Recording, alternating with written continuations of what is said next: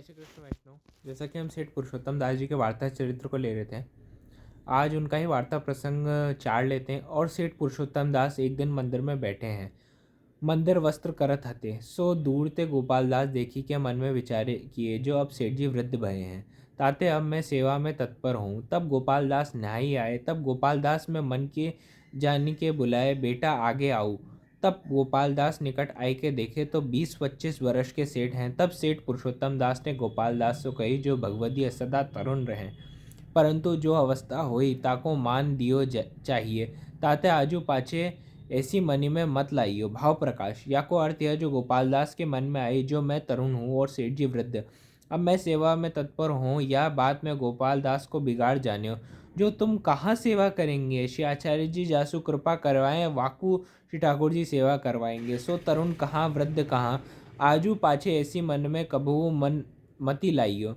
सो या प्रकार मान मर्दन करी बेग ही समझाए, काहे ते गोपाल दास लीला में सेठ की सखी हैं, ताते इनको समझावे तो और कौन समझावे, इनको ना समझावे तो और कौन समझावे। अब क्या होता है वैष्णव, सेठ पुरुषोत्तम दास जी एक बार ठाकुर जी के मंदिर वस्त्र कर रहे थे, और गोपाल दास जी उनके पुत्र उनको जैसे दूर से देखते हैं तो उनको ऐसा लगता है मन में कि पिताश्री अब वृद्ध होने लगे हैं और मेरे को अब सेवा में तल्लीन होना चाहिए।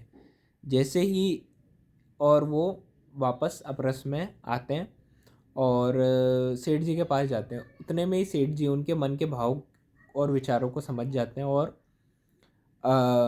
अपने पुत्र को पास में बुलाते हैं। और जैसे ही वो मंदिर के अंदर आते हैं, वो देखते हैं 20 से 25 साल का एक नौजवान के रूप में उन्हें सेठ पुरुषोत्तम दास जी दिखते हैं और वो सेवा में तल्लीन होते हैं।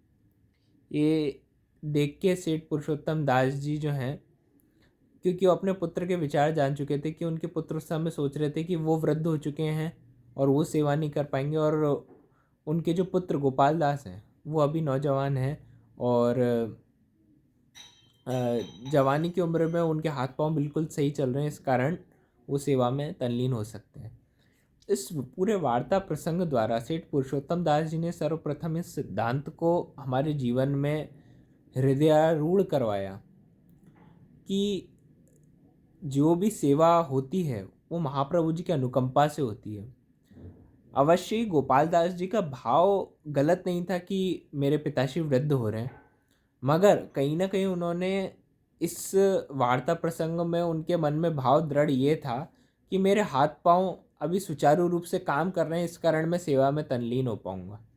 सेवा किस उच्च लेवल की कक्षा है, सेठ पुरुषोत्तम दास जी जैसे भगवदियों के चरित्र से हम जुड़े जब रहते हैं तब हमें पता चलता है कि मात्र कोई हाड़ मास द्वारा करी गई क्रिया नहीं, ये तो साक्षात श्री गोवर्धन धरण और श्री महाप्रभु जी द्वारा जो अनुकंपा होती है, तभी जीव प्रभु की सेवा में तल्लीन हो सकता है। वरना गोलोक धाम के नायक को, जहाँ के लिए महाप्रभु जी भी कहते हैं लक्ष्मी सहस्त्र लीला भी सेव्य मानम कला निधिम, उनके यहाँ पे हम एक क्षण भर की, छोटे से समय की और छोटी से छोटी सेवा भी करके दिखा पाए, ये मनुष्य शरीर का तो द्वारा तो संभव हो ही नहीं सकता। जय श्री कृष्ण वैष्णव।